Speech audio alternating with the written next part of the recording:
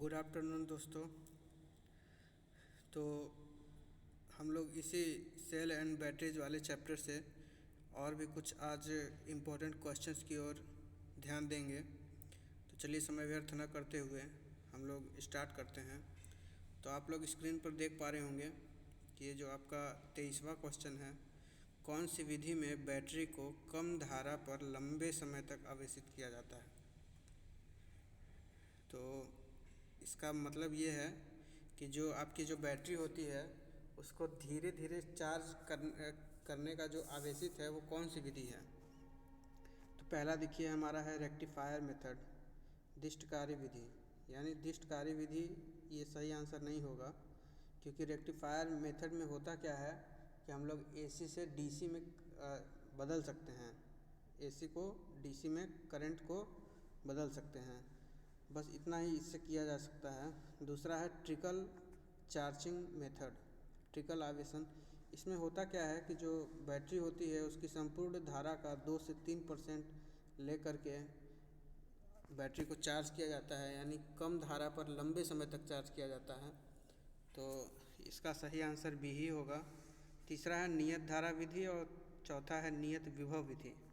तो नियत धारा विधि और नियत विभव विधि से कम धारा पर लंबे समय तक चार्ज नहीं किया जा सकता, इसलिए हमारा जो इसका ऑप्शन है option B trickle charging method, ये हमारा सही होगा।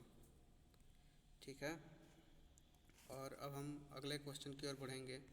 तो अगला क्वेश्चन है सीसा अम्ल बैटरी। सीसा अम्ल बैटरी को बोलते हैं लेड एसिड सेल। ठीक है, लेड एसिड बैटरी बोलते हैं उसको। देखिए दोस्तों, आप लोग जो सेल और बैटरी जो आप लोग सुनते हैं, तो हम लोग जो सेल होती है, सेलों के समूह को ही बैटरी कहा जाता है। मतलब जैसे कोई एक सेल है तो उसे हम लोग सेल बोलेंगे, लेकिन अगर उसी का एक समूह बना दिया जाए तो उसी को हम लोग बैटरी बोलते हैं। तो है ये लेड एसिड बैटरी में कठोर सल्फेशन दोष को कैसे जाना जाता है। तो इसका मतलब ये है दोस्तों कि होता क्या है कि जब लेड एसिड सेल को काफ़ी लंबे समय तक हम लोग यूज में नहीं लेते हैं, तो डिस्चार्ज होने की वजह से उसके प्लेटों पर सल्फेशन दोष हो जाता है। सल्फेशन दोष में होता क्या है कि उसका जो प्लेट होता है उस पर सल्फेशन चढ़ जाता है और वो काफ़ी हार्ड हो जाता है। तो उससे दोबारा चार्ज करने के लिए उसको कम धारा, बहुत ही कम धारा यानी कि 2 से 3% धारा ही दे करके लंबे समय तक चार्ज किया जाता है, और इसी विधि को हम लोग ट्रिकल आवेशन मेथड कहते हैं। ठीक है, ट्रिकल चार्जिंग मेथड, इसी को हम लोग कहते हैं। तो ऑप्शन ए है नए विद्युत अपघट्ट से बदलकर। नहीं, देखिए सल्फेशन दोष हुआ है तो आप इलेक्ट्रोलाइट चेंज करेंगे तो उससे कोई लाभ नहीं होगा। दूसरा है नए इलेक्ट्रोड से बदलकर। इलेक्ट्रोड बदलने की ज़रूरत नहीं है दोस्तों, आपको उस पर सल्फेशन है वो हट जाएगा। तीसरा है बैटरी को कम धारा से लंबे समय तक पुनः आवेशित करके, यानी ट्रिकल मेथड से, ट्रिकल चार्जिंग मेथड से हम सल्फेशन को हटा सकते हैं। डी है बैटरी को अधिक धारा से कम समय तक पुनः आवेशित करके। अधिक धारा देने से होगा क्या कि बैटरी की जो प्लेटें हैं वो सिकुड़ जाएंगी और आपस में शॉर्ट सर्किट हो जाएंगी टच होकर के। तो ये जो ऑप्शन सी है बैटरी को कम धारा से लंबे समय तक पुनः आवेशित करके, यही इसका सही आंसर होगा, यानी ऑप्शन सी इसका सही है। अगला क्वेश्चन देखते हैं। अगला क्वेश्चन है सिल्वर ऑक्साइड बैटरी में कौन सा पदार्थ कैथोड यानी माइनस वी इलेक्ट्रोड की तरह उपयोग किया जाता है। तो सिल्वर ऑक्साइड जो बैटरी होती है उसमें उसका जो कैथोड है, एनोड कैथोड, एनोड क्या होता है, धनात्मक होता है, कैथोड ऋणात्मक होता है। तो इलेक्ट्रोड की तरह उपयोग किया जाता है। तो हमारा जो सिल्वर ऑक्साइड सेल है उसमें कैथोड जस्ते यानी जिंक का बना होता है, कॉपर का नहीं बना होता। देखिए कॉपर, कार्बन, ये दोनों ज़्यादातर यूज़ किए जाते हैं एनोड बनाने में। सिल्वर ऑक्साइड एक सेल ही है, इसका भी यूज किया जाता है एनोड बनाने में। हमारा जो जिंक है यानी जस्ता, लगभग सभी प्रकार की ज़्यादातर बैटरियों में हमारा कैथोड जस्ते का ही बना होता है। तो इसका ऑप्शन ए ऑप्शन सही है। अगला क्वेश्चन है चांदी का विद्युत रासायनिक तुल्यांक क्या है? चांदी का विद्युत रासायनिक तुल्यांक। देखिए, विद्युत रासायनिक तुल्यांक हमें जैसे चांदी का, कॉपर का, इन सब चीज़ का याद करना पड़ता है। तो इसमें जो ऑप्शन डी आपका दिख रहा है 1.1182 मिलीग्राम प्रति कूलाम, ये विद्युत रासायनिक तुल्यांक होता है। विद्युत रासायनिक तुल्यांक का जो एक फॉर्मूला है वो आपका m बराबर ZIT, ये इसका फॉर्मूला होता है। तो इसमें m क्या है? द्रव्यमान है, और Z जो है ये विद्युत रासायनिक तुल्यांक है, I जो है ये आपका विद्युत धारा है, और T जो है समय है। तो देखिए, ये जो हमारा जो हमें Z निकालना है यानी विद्युत रासायनिक तुल्यांक निकालना होता है, तो हम लोग Z बराबर क्या करते हैं? M के बटे IT, IT यानी विद्युत धारा गुणे समय, इसी को हम लोग आवेश कहते हैं। जैसे होता है ना Q बराबर IT, Q मीन्स आवेश, चार्ज, IT, ठीक है। तो देखिए, हमारा जो द्रव्यमान है इसको हम लोग मिलीग्राम में मापते हैं, और आवेश का मात्रक कूलाम होता है। तो इस प्रकार हमारा जो फार्मूला बन के आता है वो है Z बराबर M के बटे IT। इस फार्मूले से हम लोग विद्युत रासायनिक तुल्यांक निकालते हैं, ठीक है। तो इसका जो ऑप्शन डी है वो सही होगा।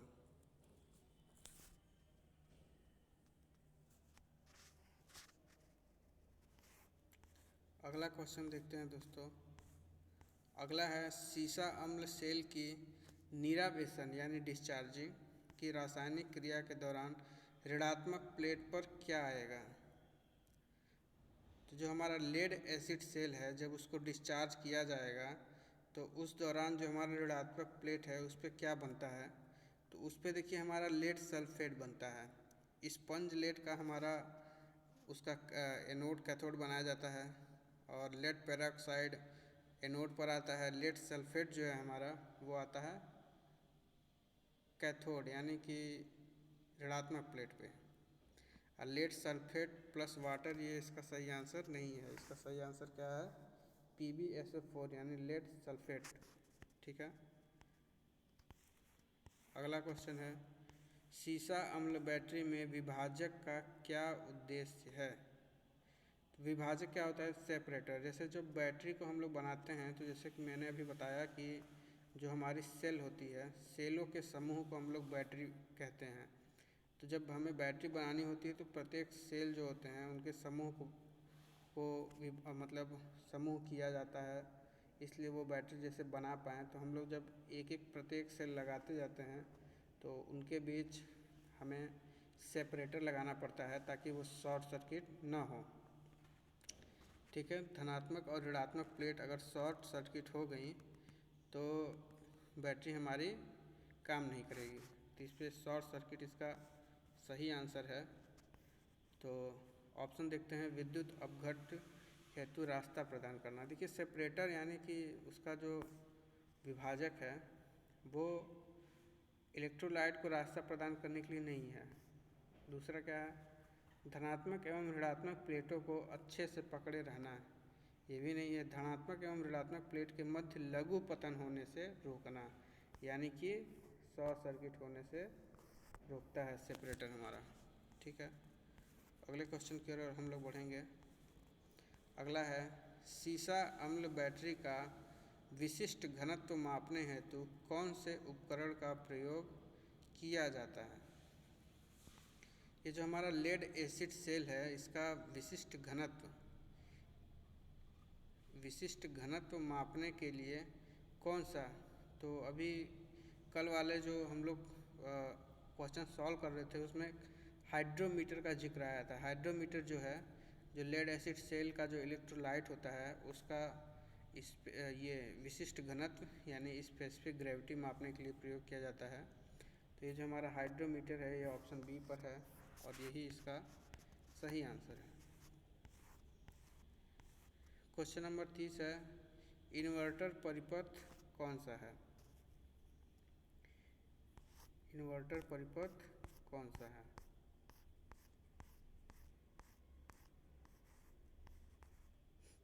ये देखिए एक परिपथ बनाया है और पूछ रहा है ये कौन सा इन्वर्टर परिपथ है।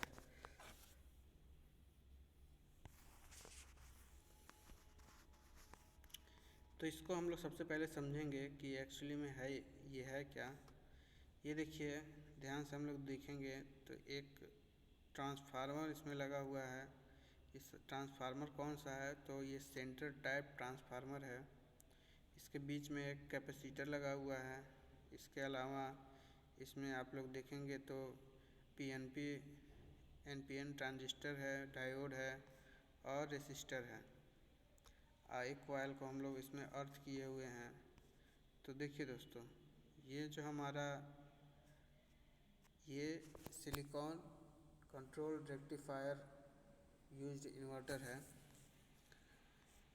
सिलिकॉन एससीआर का फुल फॉर्म क्या होता है? सिलिकॉन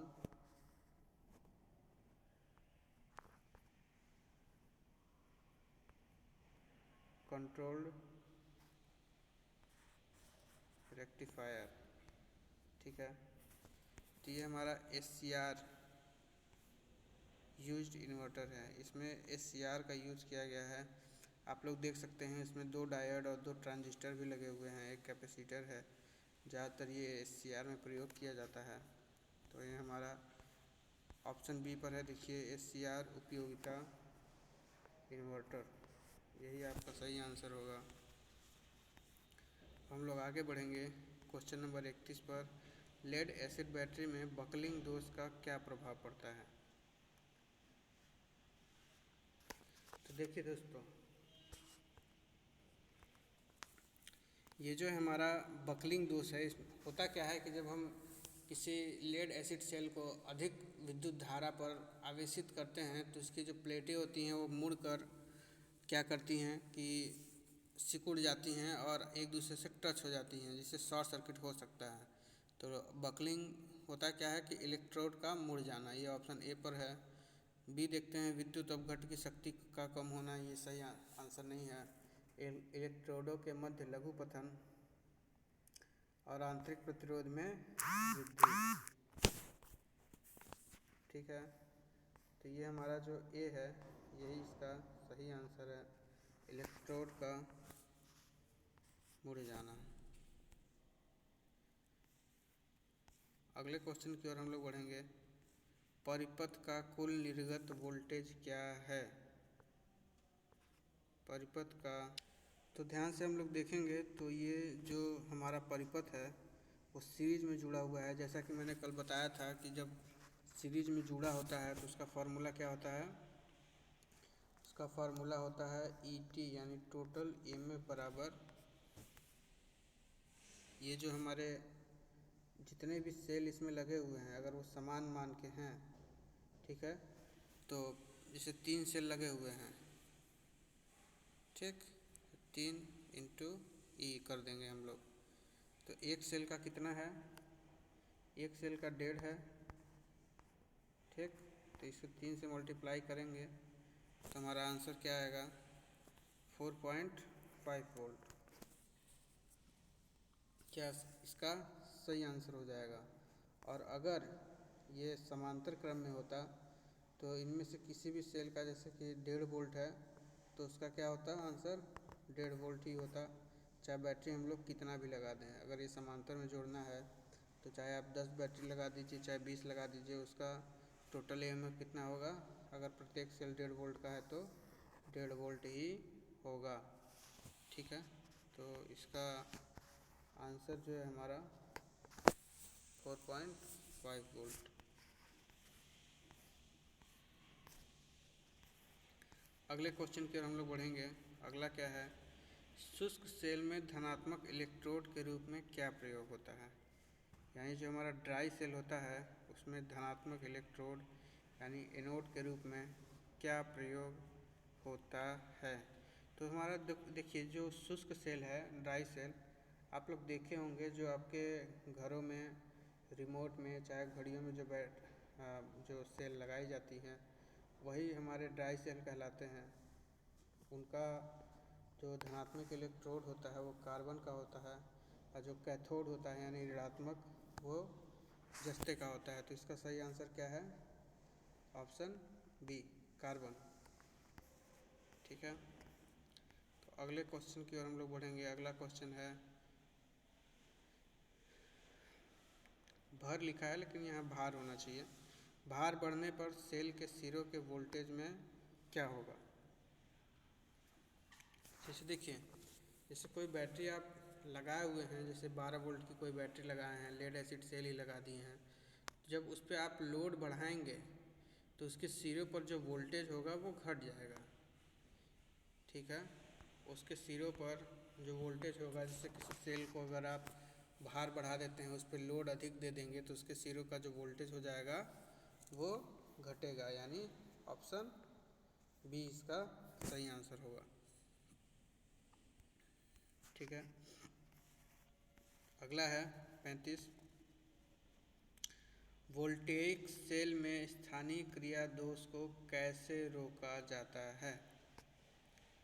वोल्टेइक सेल जो होता है हमारा, वहाँ एक दोष होता है जिसको बोलते हैं लोकल एक्शन या स्थानीय क्रिया दोष।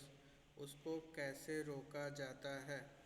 तो हमारा जो स्थानीय क्रिया दोष होता है, जैसे कि हमारे जो इलेक्ट्रोड हैं या फिर जो इसके एनोड और कैथोड होते हैं, जैसे कि तांबा और जस्ता। तो जस्ता हमारा जो है जैसे कि एक अशुद्ध धातु होता है, इस पर कई और प्रकार की चीज़ें मिली होती हैं। तो ये जो प्रत्येक सेल हैं उनके चारों ओर एक हाइड्रोजन बनाकर वो अपना खुद का अंदर ही एक अलग से सेल बना लेते हैं। तो ये हमारा स्थानीय क्रिया जो दोष होता है उसे अमलगमेशन के द्वारा दूर किया जाता है। तो अमलगमेशन होता क्या है कि जो जस्ते का प्लेट होता है उस पर अमलगम कर दिया जाता है। ठीक है, ये हमारा जो ऑप्शन डी है ये सही हो जाएगा आपका, अमलगमेशन करके। ठीक, अगला है m बराबर जेड के बटे आई टी सूत्र में जेड अक्षर किसको इंगित करता है? तो देखिए, अभी हम लोग जिक्र कर ही रहे थे इसका। ये जो हमारा है विद्युत रासायनिक तुल्यांक को इंगित करता है। तो ये हमारा जो विद्युत रासायनिक तुल्यांक है वो वो आपका जो इलेक्ट्रोलाइट होता है उसका ECE यानी विद्युत रासायनिक तुल्यांक। ECE का फुल फॉर्म क्या है? ECE electrochemical equivalent. ठीक है, तो हमारा जो ऑप्शन बी है ये सही होगा।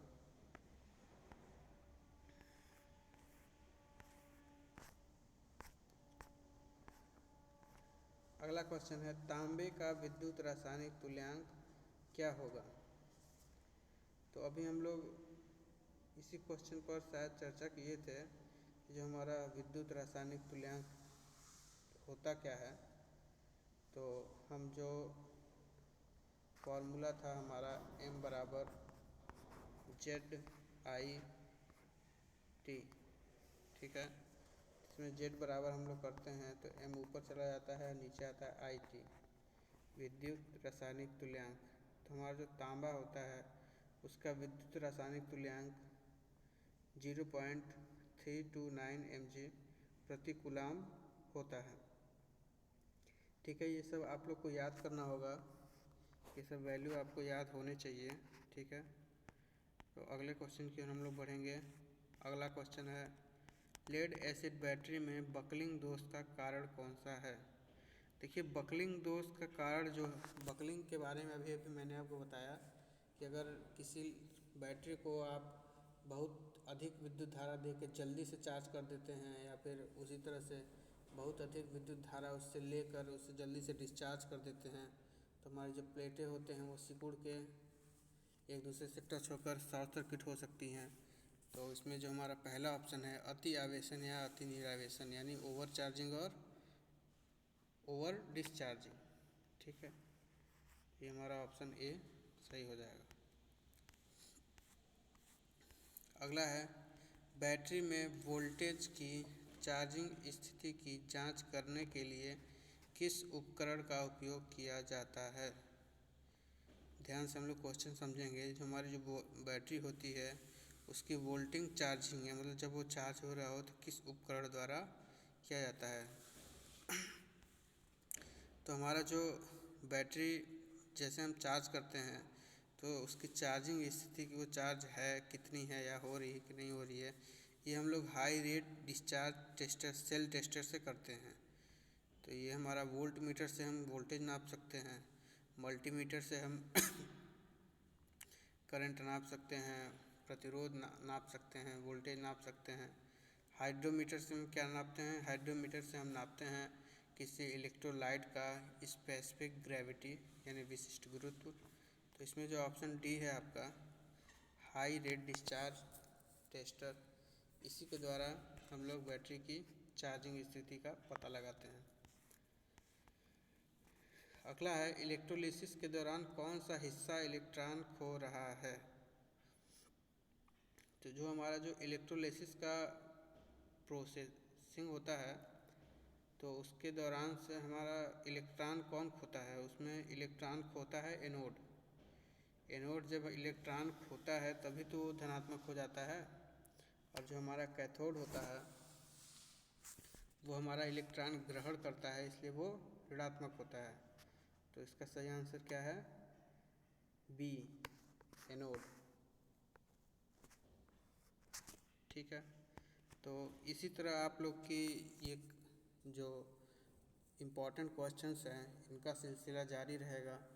आप लोग वीडियो पूरा देखा करिए, प्रत्येक क्वेश्चन पर ध्यान दिया करिए और चैनल को सब्सक्राइब कर लीजिए। धन्यवाद दोस्तों।